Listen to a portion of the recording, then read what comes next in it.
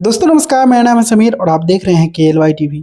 Video शुरू करने से पहले मैं आप लोगों से रिक्वेस्ट करूंगा कि जो लोगों ने मेरे चैनल को सब्सक्राइब नहीं किया है प्लीज़ सब्सक्राइब करिएगा। और चलिए हम लोग शुरू करते हैं। इंस्टाग्राम पे रील्स बनते हैं और रील्स पे गाने ट्रेंड करते हैं। ट्रेंडिंग लिस्ट आप लोग देख सकते हैं अपने मोबाइल की स्क्रीन के ऊपर कि अभी कौन सा गाना ट्रेंड कर रहा है इंस्टाग्राम रील्स पे। आप लोगों को इससे हेल्प होगा कि कौन सा वायरल गाना है इसको सिलेक्ट करने में, और उस पर रील वीडियो अपलोड करके आप लोग अपना फॉलोअर्स भी इंक्रीज कर सकते हैं। पहले नंबर पे है बॉबी देओल का एंट्री सॉन्ग, ऑफ कोर्स सबसे ज़्यादा डिमांडेड ये गाना है। दूसरा भोजपुरी गाना है खेसारी लाल यादव का फ्लाइट मोड में। और इसी प्रकार से आप लोग देख सकते हैं टॉप 10 गानों का लिस्ट है। इसमें भोजपुरी गाने बहुत सारे आप लोगों को दिख जाएंगे।